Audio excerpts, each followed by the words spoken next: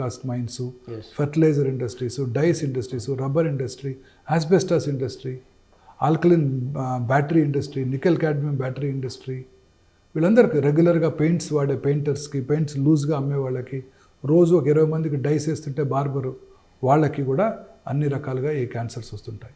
ఈ fast foods తిన్నప్పుడు అందులో reused oils, highly saturated fats ఉండటంతో ఊబకాయం వల్ల అనేక రకాలైన క్యాన్సర్కి దారితీస్తాయి. ఇదే కాకుండా మన డైటరీ హ్యాబిట్స్, రోజు ఇప్పుడు ఇందాక ఈ మైక్రోవేవ్ ఓవెన్లో మన ఫుడ్ పెట్టడం అనేక రకాల టాక్సిన్స్ కలుగు చేస్తుంది. అలాగే రీయూజింగ్ ఆయిల్స్, ఇప్పుడు బజ్జీలో వాడు పొద్దున్నే ఆయిల్ పోస్తారు, బాండీలో కంటిన్యూగా అదే ఆయిల్ వాడుతూనే ఉంటారు, రాత్రి 11 రీయూజ్డ్ ఆయిల్స్, ఇవన్నీ కూడా క్యాన్సర్ కారకాలండి. అలాగే pans, non stick pans, Teflon coated pans, ఆ హీట్లో అనేక రకాలైన కెమికల్స్ ఫుడ్ మెటీరియల్లోకి అబ్జర్వ్ చేయబడతాయి. ప్లాస్టిక్ వాటర్ బాటిల్స్, ఎస్పెషలీ ఎండలో వెళ్ళినప్పుడు ఆ ప్లాస్టిక్ మైక్రో పార్టికల్స్ కరిగి వాటర్ తాగడం మనం ఇంజెస్ట్ చేస్తున్నాము. ఈ కారు ఎయిర్ కండిషన్ కారే కావచ్చు, మనం టక్కన 30 degrees సెంటిగ్రేడ్లో 40 degrees సెంటిగ్రేడ్లో కార్లోకి ఎంటర్ అవ్వగానే లోపల ఆ ప్లాస్టిక్ అంతా కెమికల్స్ ఆ కార్లో ఉండి మనకి అన్ని రకాలుగా దాన్ని ఇన్హేల్ చేయడం జరుగుతుంటుంది. అలాగే ఫుడ్ ఐటమ్స్ ఇందాక చెప్పినట్టు వైట్ మైదా అనేక రకాలుగా మన క్యాన్సర్ దారితీస్తుంది. అదే కాదండి, ఆర్టిఫిషియల్ లైట్స్, రాత్రిపూట పనిచేసేవాళ్ళు బీపీఓ ఆఫీసెస్, ఇప్పుడు మార్నింగ్ నేను బంజారాహిల్స్ నుంచి గచ్చిబౌలి వస్తుంటే హాస్పిటల్కి అంత tall buildings, well lit buildings, అంత లైటెడ్ బిల్డింగ్స్ ఉంటాయి. అన్ని చోట్ల పనిచేస్తుంటారు, అన్ని ఫ్లోర్లు 30-40 ఫ్లోర్స్ బిల్డింగ్స్లో అన్ని చోట్ల పనిచేస్తుంటారు. లేడీస్, మగవాళ్ళు అందరూ పనిచేస్తుంటారు. వీళ్ళంతా మనకు ఒక నార్మల్ రిథమ్ ఉందండి, సర్కేడియన్ రిథమ్ అంటారు. రిథమ్ అంటే పగలు పొద్దున్నే పని చేసుకోవటం, రాత్రి 7 తొందరగా భోజనం చేసి 9 గంటల పడుకోవటం, పొద్దున్నే లేవటం, దీన్ని మన రిథమ్ అంటారు. ఈ రిథంలో ఉన్నప్పుడు రాత్రి 2 గంటలు 3 గంటల ప్రాంతంలో మన బాడీలో మెలటోనిన్ అనే హార్మోన్ ఉత్పత్తి అవుతుందండి. ఈ రాత్రిపూట అంతా పనిచేసే వాళ్ళకి ఈ హార్మోన్ ఉత్పత్తి అవ్వదు. ఈ హార్మోన్కి స్ట్రాంగ్ యాంటీ క్యాన్సర్ ప్రాపర్టీస్ ఉన్నాయండి.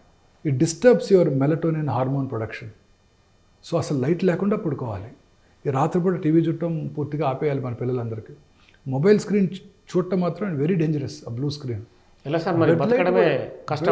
బెడ్ లైట్ కూడా ఉండకూడదు. బెడ్ లైట్ కూడా ఉండాలి అంటే రెడ్ కలర్ బెడ్ లైట్ అతి తక్కువగా మెలటోనిన్ హార్మోన్ ప్రొడక్షన్ డిస్టర్బ్ చేస్తుందంట. Blue colour, white lights dangerous. రాత్రిపూట వైట్ లైట్స్లో పనిచేయటం ఇవన్నీ కూడా క్యాన్సర్ కారకాలే. మనం వీఆర్ ఫైటింగ్ విత్ నేచర్. పొద్దున్నే లెగిస్తే plastic tooth brush, synthetic tooth paste, అందులో ఎన్ని కెమికల్స్ ఉన్నాయో, ఆ తర్వాత plastic tongue cleaner, hot water in plastic bucket, plastic mug, synthetic clothes, white lights, సన్లైట్కి ఎక్స్పోజ్ అవ్వట్లేదు. సన్లైట్లో మనకు తెలిసిన విటమిన్ డి ఒకటే మనకు తెలిసింది. Vitamin M, vitamin Z, vitamin S ఎన్ని ఉన్నాయో, ఇంకా సైంటిస్టులు కనుక్కొని ఎన్ని విటమిన్స్ ఉన్నాయో. ఇప్పుడు వాళ్ళు కనుక్కున్న రోడమిన్ వి కార్సినోజెనిక్ అని. సన్లైట్లో ఇంకా 100 విటమిన్స్ ఉన్నాయేమో. పొద్దున్నే లేసి సన్ బేదింగ్ లేదు మనకు అసలు. తర్వాత ఈ ఆక్సిటోసిన్ లేడెన్ మిల్క్, పిల్లలు పొద్దున్నే తినగానే సీరియల్స్, అందులో ఏముంటుందండి, ప్రిజర్వేటివ్స్, పామాయిల్, ఏమంటారు వాటిని, కెల్లాగ్స్, చాకోస్, సీరియల్స్ చాలా popular food item. 5-star hotel కూడా పెడుతుంటారు. పిల్లలు కూడా తొందరగా అయిపోతుంది. పొద్దున్నే లేసి ఇడ్లీ వండి పెట్టాలి పిల్లలకి. నూడిల్స్, ఇడ్లీ వండి పెట్టాలంటే కష్టమే. దోశ వేయాలంటే కష్టమే. శారీరక శ్రమ. ఇడ్లీస్లో ఉండేది ఏముంటుందండి, మంచి కార్బోహైడ్రేటు, పార్బాయిల్డ్ రైస్ వాడతాం మన ఇడ్లీస్లో. ప్రోటీన్ బియ్యం వాడడం, దాన్ని ఏమంటారు, ఉప్పుడు బియ్యం అంటారు. ఆ parboiled rice lot of good rice, అది దాంట్లో లాట్ ఆఫ్ ఫైబర్ ఉంటుంది. తర్వాత ఇవన్నీ కార్బోహైడ్రేట్స్, ఫెర్మెంటెడ్ కార్బోహైడ్రేట్స్. డైరెక్ట్గా కార్బోహైడ్రేట్ తింటే షుగరు మనకి డేంజరస్, హార్ట్ డిసీజెస్ కలిగిస్తుంది. ఫెర్మెంటెడ్ కార్బోహైడ్రేట్స్ తింటే అంటే రాత్రిపూట వాటిని పెట్టేసి పొద్దున్నే ఫెర్మెంట్ అయినా కదా మనం ఇడ్లీ చేసేది. ఆ ఫెర్మెంటెడ్ కార్బోహైడ్రేట్స్లో కాంప్లెక్స్ కార్బోహైడ్రేట్స్ అంటారు వీటిని.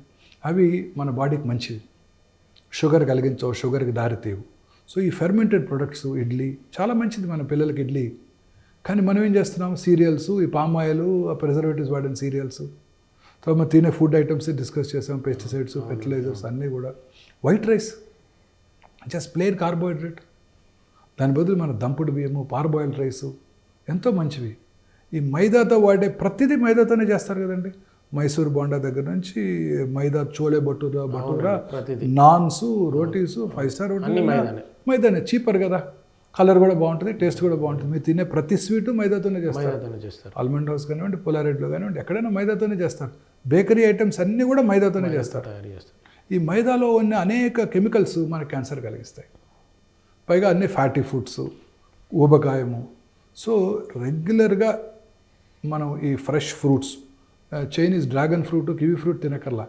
రోజు మనకు దొరికే రేక్కాయలు, నేరేడుకాయలు, బనానాలు కానీ నేరేడుకాయలు, మన జామకాయలు, మన యాపిల్స్, అవును. అనేక రకాలుగా ఆకుకూరలు, అనేక రకాల మన గ్రీన్ లీఫీ వెజిటబుల్స్, ఆకుకూరలు, తర్వాత ఫ్రెష్ ఫ్రూట్స్, వెజిటబుల్స్ ఎక్కువగా తింటూ, రెడ్ మీట్ అంటే ఈ బీఫ్ అలాగే ల్యాంబు తక్కువగా తీసుకుంటూ, ఉన్న మీట్ తినే వాళ్ళకైతే fish, especially sea fish is very very safe, very very good for heart also. In fact రెగ్యులర్గా సీ ఫిష్ తీసుకునే వాళ్ళు లాంగ్విటీ ఎక్కువ ఉంటుంది. అవునండి. సీ ఫిష్ రెగ్యులర్గా తీసుకుంటూ, ఫ్రెష్ ఫ్రూట్స్ అవి ఎక్కువ తీసుకుంటూ, ఈ హై ఫ్యాటీ ఫుడ్స్కి దూరంగా ఉంటూ, పిజ్జాలు, బర్గర్లు, ఇవన్నీ చాలా రకాలు ఉన్నాయి, పేర్లు కూడా తెలియవు మనకి. వాటన్నిటికీ దూరంగా ఉంటూ రెగ్యులర్గా ఎక్సర్సైజ్ చేస్తూ లీన్ బాడీ మాస్ కనుక మెయింటైన్ చేస్తే క్యాన్సర్ నుంచి దూరంగా ఉండొచ్చు.